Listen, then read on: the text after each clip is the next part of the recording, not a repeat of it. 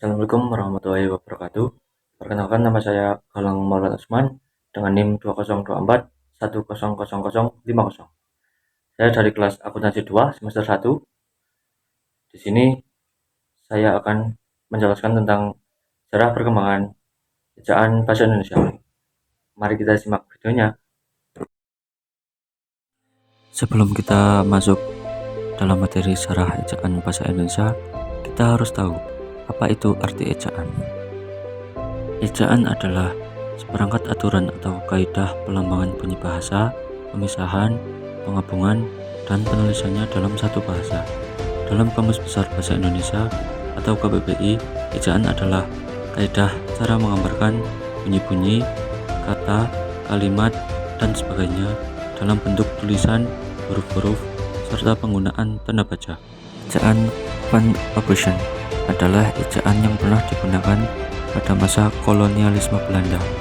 Ejaan Van Ophuijsen dirangkai oleh Charles Adriaan Van Ophuijsen, seorang ahli bahasa dari Belanda, bersama dengan dua pakar bahasa dari Melayu, yaitu Nawawi Sultan Makmur dan Muh Sultan Ibrahim. Ejaan Van Ophuijsen sendiri merupakan hasil dari penggabungan ejaan Latin dan ejaan Belanda.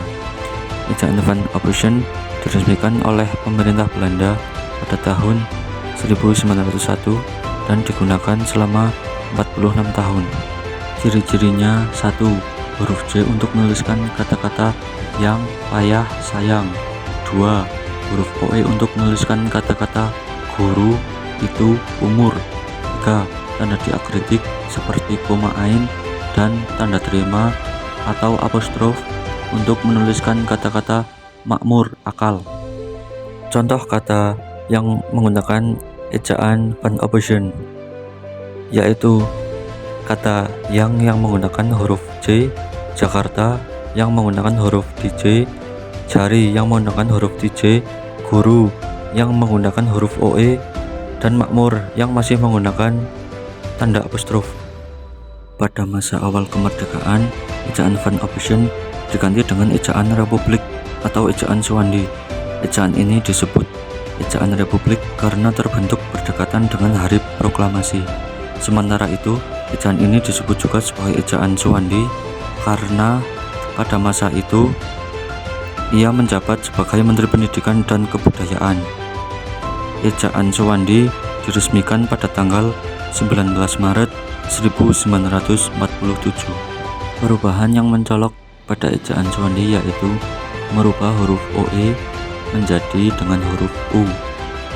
Contoh penggunaan ejaan Suwandi yaitu huruf OE yang dirubah menjadi huruf U yang terdapat pada kata guru, dan tanda apostrof yang diganti dengan huruf A pada kata makmur. Pada 16 Agustus 1972, Presiden RI meresmikan penggunaan ejaan baru, yaitu ejaan yang disempurnakan. Ejaan yang disempurnakan adalah tata bahasa dalam bahasa Indonesia yang mengatur penggunaan bahasa Indonesia dalam tulisan, mulai dari penggunaan huruf kapital dan huruf miring. Disebut ejaan yang disempurnakan karena ejaan tersebut merupakan hasil dari penyempurnaan dari beberapa ejaan sebelumnya. Ejaan yang disempurnakan resmi digunakan pada tanggal 16 Agustus 1972 dengan tokoh Masyhuri. Perubahan pada ejaan yang disempurnakan yaitu huruf DJ menjadi huruf J, huruf J menjadi huruf Y, huruf NJ menjadi huruf NY, huruf SJ menjadi huruf SY, huruf TJ menjadi huruf C, huruf CH menjadi huruf KH. Kata ulang tidak boleh ditulis dengan angka 2. Dibedakan antara penulisan di sebagai awalan dan di sebagai kata depan.